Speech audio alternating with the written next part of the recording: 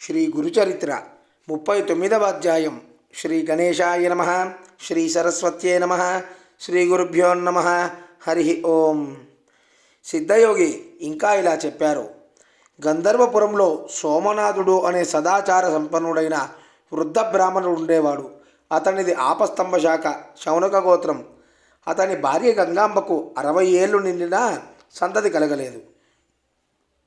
ఆమె నిత్యము శ్రీగురుని దర్శించి వారి పాదాలను పూజించి హారతి ఇచ్చి సాష్టాంగ నమస్కారం చేసి తిరిగి వస్తూ ఉండేది. ఇలా ఆమె కొన్ని సంవత్సరాలు తదేక దీక్షతో చేస్తూ ఉండేది. ఒకనాడు స్వామి నవ్వుతూ ఆ మహా ఇల్లాలితో, అమ్మా, ఇన్నాళ్ళుగా మమ్మల్ని సేవిస్తున్నావు, నీ అభీష్టమేమిటో ఎన్నడూ చెప్పలేదే. ఇప్పటికైనా చెబితే గౌరీనాథుని కృప వలన నీ కోరిక నెరవేరుతుంది అన్నారు. ఆమె ఎంతో సంతోషించి దోసిలియుగ్గి కన్నీరు కారిస్తూ ఇలా చెప్పుకున్నది. స్వామి, కొడుకులు లేని వారికి ఉత్తమ గతులు ఉండవు కదా, అందువల్ల గొడ్రాలుగా ఉండడమే మహాదోషమైంది. నేను మహాపాపిష్ఠనైన కారణంగానే నాకు బిడ్డలు కలగలేదని అందరూ నన్ను ఏవగించుకుంటున్నారు.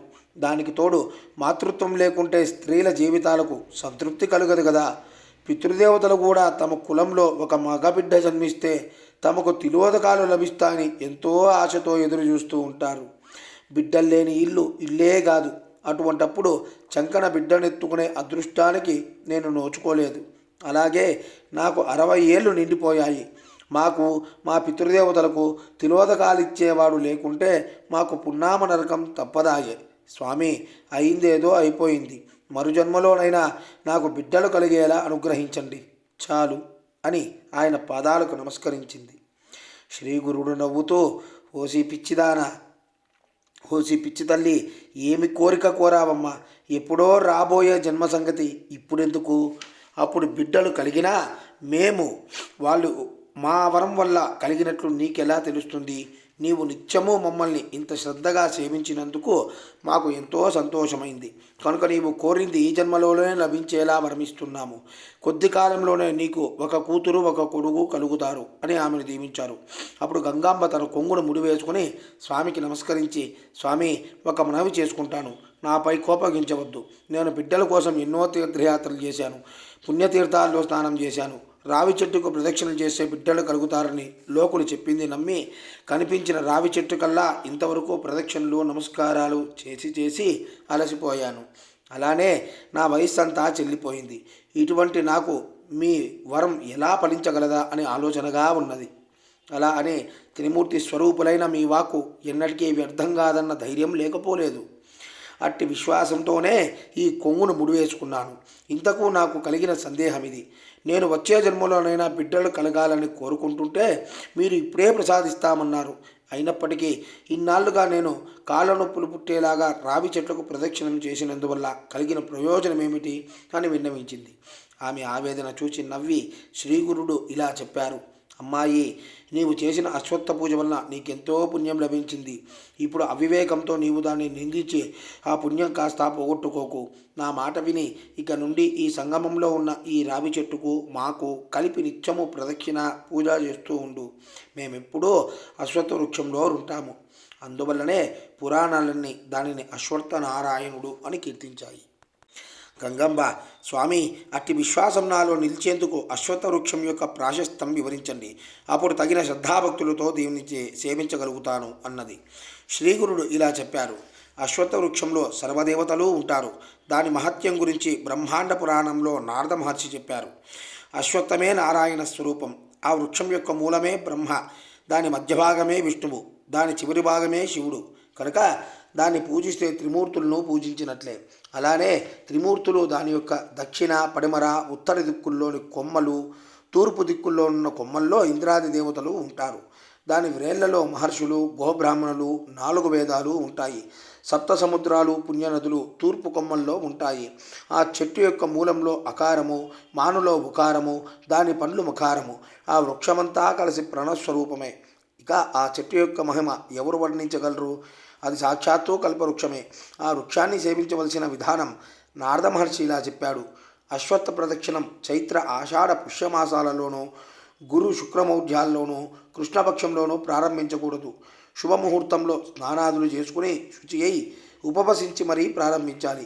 ఆది, సోమ, శుక్రవారాల్లోనూ, సంక్రమణ సమయాలు మొదలైన నిషిద్ధ సమయాల్లోనూ రాత్రి భోజనం అయ్యాక ఈ వృక్షాన్ని సేవించకూడదు. సాధకులు మొదట ఆత్మస్తుతి, పరనింద, జూదము, అసత్యములను విడిచిపెట్టాలి.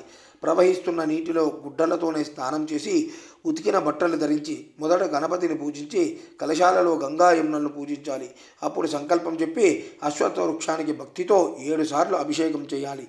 అప్పుడు మరలా స్నానం చేసి దేవతామయమైన ఆ వృక్షానికి పురుష సూక్త విధానంగా షోడశోపచార పూజ చేయాలి. అప్పుడు పీతాంబరం ధరించిన నారాయణుణ్ణి 8 బాహువుల గలవానిగా ధ్యానించాలి. తరువాత విష్ణు సహస్రనామం చదువుతూ కానీ మౌనంగా కానీ ఎంతో నెమ్మదిగా ప్రదక్షిణలు చేయాలి. ప్రతి ప్రదక్షిణానికి మొదట చివర నమస్కారం చేయాలి. ఇలా 2 లక్షల ప్రదక్షిణలు చేస్తే సర్వ పాపాలు నశించి 4 పురుషార్థాలు సిద్ధిస్తాయి. త్రికరణ శుద్ధిగా దానిపై దృష్టిని నిలిపి బిడ్డలు కలగాలన్న సంకల్పంతో ప్రదక్షిణ చేస్తే తప్పక కలుగుతారు. శనివారం నాడు ఈ చెట్టును త్రాకి మృత్యుంజయ మంత్రం జపిస్తే మృత్యుభయం తొలుగుతుంది. అశ్వత్థాన్ని పూజించాక కోనస్థాపింగలో బభ్రుహో కృష్ణౌ రౌద్రాంతకో యమః శౌరిశ్చనైశ్వరో మందః పిప్పలాదేవ సంస్థుత అనే మంత్రం దృఢ విశ్వాసముతో జపిస్తే శనిదోషం కూడా తొలగి అభీష్ట సిద్ధి కలుగుతుంది. గురువారం అమావాస్య కలిసిన రోజున రావి చెట్టు నీడన స్నానం చేస్తే పాపం నశిస్తుంది. అక్కడ వేద విప్రునికి మృష్టాన్నం పెడితే 1,000,000 మంది బ్రాహ్మణులకు సమారాధన చేసిన ఫలితం ఉంటుంది. అక్కడ చేసిన గాయత్రి మంత్ర జపం వల్ల 4 వేదాలు చదివిన ఫలం ఉంటుంది. రావి చెట్టును స్థాపిస్తే 42 తరాల వారికి స్వర్గం లభిస్తుంది. దాన్ని కొట్టివేయడం మహాపాపం. పైన తెలిపిన రీతిన ప్రదక్షిణలు చేశాక ఆ సంఖ్యలో 10వ వంతు హోమము, అందులో 10వ వంతు బ్రాహ్మణ సమారాధనము చేయాలి. ఈ వ్రతకాలంలో బ్రహ్మచర్యం అవలంబించాలి. ఉద్యాపన తర్వాత బంగారు రావి చెట్టును అలంకరించిన ఆవు దూడలను, గుడ్డతో కప్పిన నువ్వుల రాశిని ఉదారమైన దక్షిణలతో సౌశీల్యవంతులు కుటుంబీకులు అయిన వేద విప్రులకు దానమివ్వాలి. ఇలా చేస్తే తప్పక అభీష్టం సిద్ధిస్తుంది. అమ్మా, అశ్వత్థ మహత్యం తెలిసింది కనుక ఇక నుంచి దాన్ని నిందించగా ఎట్టి సంశయమో పెట్టుకోకుండా అలా చేయి, నీ అభీష్టం నెరవేరుతుంది. అప్పుడు గంగాంబ, స్వామి, 60 సంవత్సరాలు నిండిన నేను పుట్టుకు నుండి వంద్యను. నాకు బిడ్డలు ఎలా కలుగుతారు? అయినా నాకేమి, ప్రత్యక్షంగా మీ పాదాలుండగా మరలా ఈ రావి చెట్టును సేవించడం ఎందుకు అనిపిస్తున్నది. ఏమైనప్పటికీ గురువు మాట కామధేనువనే వేదాలు శాస్త్రాలు చెబుతున్నాయి కనుక నమ్మి త్రికరణ శుద్ధిగా సేవిస్తాను అని చెప్పింది.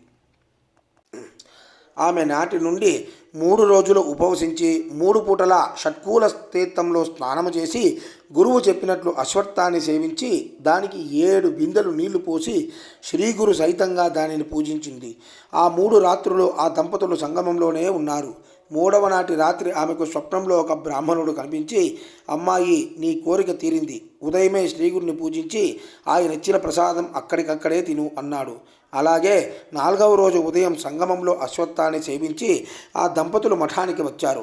ఆమె ప్రదక్షిణం చేసి నమస్కరించగానే శ్రీగురుడు నవ్వి 2 పండ్లు ఆమెకిచ్చి, మీ లక్ష్యం నెరవేరింది. పారణ అయ్యాక నీవి పండ్లు తిను. నీకొక కూతురు కొడుకు ఇస్తున్నాము. ఇంటికి వెళ్ళి పారణ భోజనం చేసి బ్రాహ్మణులకు దానమివ్వు అని చెప్పారు. ఆమె అలానే చేసింది. ఆ రోజే సూర్యాస్తమయ సమయానికి ముందే ఆమె రజస్వలైంది. 4వ రోజున స్నానం తర్వాత ఆమె భర్తతో కూడా శ్రీగురుని వద్దకు వచ్చి గురు పూజ చేసింది. శ్రీగురుడు, నీకు పూర్ణాయుష్కులైన బిడ్డలు కలుగుతారు, నీకు ముక్తి లభిస్తుంది అన్నారు. 5వ రోజున భర్తృ సమాగమం వలన ఆమె గర్భం ధరించింది. ఆమె భర్త ఎంతో సంతోషించి పుంసవనము, 8వ నెలలో సీమంతము మొదలైన సంస్కారాలన్నీ ఘనంగా జరిపించాడు. ఆమె 7వ మాసంలో మళ్ళీ శ్రీగురుని దర్శించి ఆశీస్సులు పొందింది. అప్పుడు శ్రీగురుని ఆజ్ఞ మేరకు ఆ పండు ముత్తైదువ వాయన దానమిచ్చింది. నల్లని వెంట్రుక ఒక్కటైనా లేకుండా జుట్టు నెరిసి పళ్ళన్నీ పట్టు తప్పిన తర్వాత కూడా ఆ వయసులో ఆమె గర్భవతి ఎలా అయింది అని ఆశ్చర్యంతో అందరూ ముక్కున వేలేసుకున్నారు. శ్రీగురుని మహిమ ఎంతటితో అందరికీ అర్థమైంది. ఆమెకు 9 మాసాలు నిండాక ఒక శుభముహూర్తంలో ఆమెకు ఆడపిల్ల జన్మించింది. దైవజ్ఞులు ఆమె శుభజాతకురాలని చెప్పారు. ఆ బిడ్డకు శ్రీగురుని పేరిట సరస్వతి అని పేరు పెట్టుకున్నారు. 11వ రోజున ఆ బాలింతరాలు నడుము కట్టు వేసుకుని బిడ్డనెత్తుకుని భర్తతో కలిసి శ్రీగురుని దర్శించింది. బిడ్డను ఆయన ముందుంచి, వంద్యమైన వృక్షం మీ కటాక్షంతో ఫలించింది.